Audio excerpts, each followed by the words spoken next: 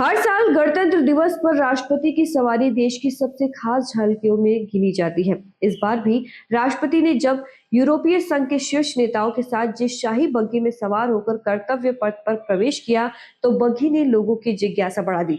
सबकी नजर उस शाही बग्घी पर टिक जाती है। यह बग्घी सिर्फ शान और परंपरा का प्रतीक नहीं, बल्कि इतिहास का ऐसा मोड़ भी समेटे है जहां किस्मत का एक पल भारत के पक्ष में गया। अगर उस दिन एक टॉस का नतीजा बदल जाता, तो शायद आज ये बग्घी भारत नहीं पाकिस्तान की पहचान बन चुकी होती।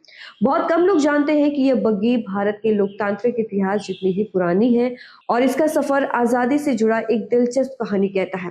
भारत में संविधान लागू होने के बाद 26 जनवरी 1950 को पहला गणतंत्र दिवस मनाया गया। उसी दिन देश के पहले राष्ट्रपति डॉक्टर राजेंद्र प्रसाद इस शाही बग्घी में सवार होकर परेड स्थल पहुंचे थे। यह बग्घी तब से राष्ट्रपति की गरिमा, परंपरा और निरंतरता की प्रतीक बन गई।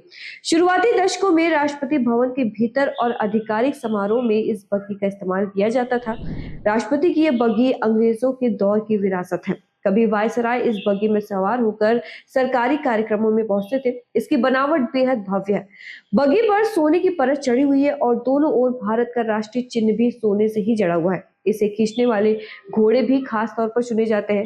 पहले इस बग्घी को 6 ऑस्ट्रेलियाई घोड़े खींचते थे, लेकिन अब परंपरा के अनुसार 4 घोड़ों का इस्तेमाल किया जाता है। बता दें कि 1947 में देश के बंटवारे के दौरान भारत और पाकिस्तान के बीच सिर्फ जमीन और सेना ही नहीं, बल्कि हर छोटी बड़ी संपत्ति का बंटवारा हुआ।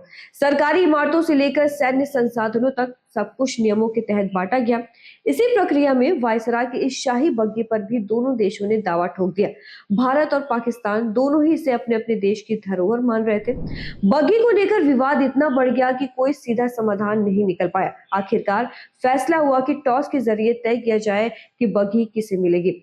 भारत की ओर से तत्कालीन राष्ट्रपति अंगरक्षक रेजिमेंट के पहले commandant lieutenant colonel Thakur Govind Singh मैदान में उतरे, जबकि पाकिस्तान की तरफ से साहबजादे याकूब खान मौजूद थे। सिक्का उछला और किस्मत ने भारत का साथ दिया। टॉस भारत के पक्ष में गया और शाही बग्घी भारत के हिस्से में आ गई। इतिहासकार मानते हैं कि अगर उस दिन टॉस में भारत हार जाता, तो ये बग्घी पाकिस्तान चली जाती। तो संभव है कि आज भारत के राष्ट्रपति किसी और सवारी में नजर आते और ये शाही बग्घी पाकिस्तान की पहचान बन चुकी होती। एक छोटे से फैसले ने इतिहास की दिशा तय कर दी। हालांकि पूरी तरह से बग्घी को इतिहास के पन्नों में नहीं भेजा गया। 2014 में राष्ट्रपति प्रणब मुखर्जी ने बीटिंग द स्ट्रीट समारोह में इस शाही बग्घी का इस्तेमाल किया। 2017 में रामनाथ कोविंद ने राष्ट्रपति पद की शपथ के दिन इस बग्घी से राष्ट्रपति भवन तक का सफर तय किया। डॉक्टर एपीजे अब्दुल कलाम और प्रतिभा पाटिल भी विशेष अवसरों पर इस बग्घी में नजर आ चुके हैं। इसको लेकर आप क्या सोचते हैं और ये जानकारी आपको कैसी लगी? अपनी राय कमेंट सेक्शन में जरूर बताएं और ऐसी खबरों के लिए देखते रहिए न्यूज़ फैक्ट्री।